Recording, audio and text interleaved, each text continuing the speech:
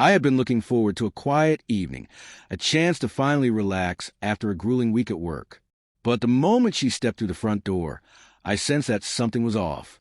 My wife, Lisa, had always been composed, calm, and radiant in a way that made the world feel steadier. Yet tonight, something was different, something I couldn't quite name. She walked with a light, hurried step, and the first thing I noticed was her smile. It was too confident, too sharp, almost triumphant, as though she had just come out on top of some hidden challenge. I had just returned with our dinner, expecting a familiar, calm presence, someone ready to unwind like me. But she didn't seem like herself. "Hey," she said casually, but the tone of her voice was unusual, edged with something I hadn't heard before. She brushed past me and headed straight to the kitchen. "Lisa?" I asked, my stomach tightening. "Where were you?" She didn't answer immediately. Instead, she opened the fridge, pulled out a bottle of wine, and poured herself a glass.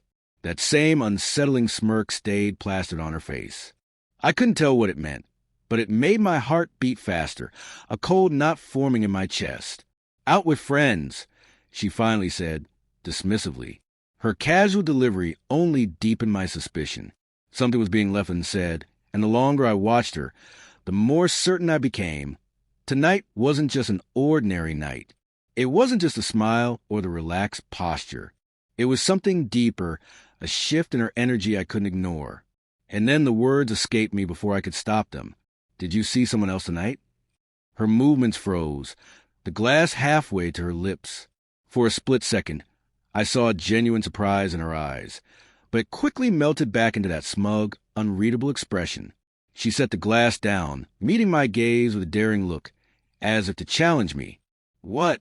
Do you really think I'd do that?" she scoffed, but there was no humor in her voice. "I know what happened, Lisa," I said, quietly but with steel in my voice. "You weren't just out with friends tonight. You were with him. I know you slept with him." Her expression flickered, then hardened into amusement, as if waiting for me to erupt with rage or plead for answers. But I didn't. I stayed calm, controlled. "You think I'll fall apart? Beg for forgiveness? Cry like a fool?" I continued, each word deliberate, controlled. "You thought I wouldn't notice, didn't you? Thought I'd just pretend everything's fine? But it's not, and you won't get away with it. Not this time." For the first time, her confident facade wavered. The smirk faltered, replaced by hesitation, a crack in the armor she had worn so easily. "I don't know what you mean," she said, her voice trembling. But I was done with her games. I could no longer stand by and let her act as though nothing had happened. "You can't just walk in here." Laughing, as if betray me means nothing, I said, voice low, hard. "I'm done, Lisa. I want you to leave." Her eyes widened in disbelief. "What? You're really going to throw everything away over one mistake?" "One mistake." I repeated, voice rising slightly, my restraint cracking. "This is a mistake. This is a choice you made, and now you live with it." She reached toward me, but I held firm. "No, it's over. I'm done pretending. I won't let you hurt me again or treat me like I don't matter." Her face fell, the carefully constructed mask of indifference shattering. She opened her mouth, but no words came. There was no apology, no explanation, only silence, heavy and uncomfortable. "I want you to leave," I said again. It took her a few moments to process, but eventually she nodded. Without another word, she walked toward the door. Her steps were hesitant, uncertain, as if she were searching for a reason to stay. But there was none.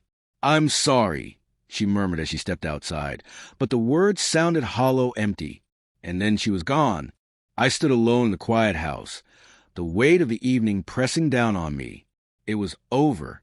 I had faced the betrayal, confronted the lies, and reclaimed my own power. I had given her reality, yes, but more importantly, I had given myself closure. I sat down, letting the silence settle around me. One thing was certain. I was no longer the man who would be fooled, deceived, or disrespected, and I would never be again.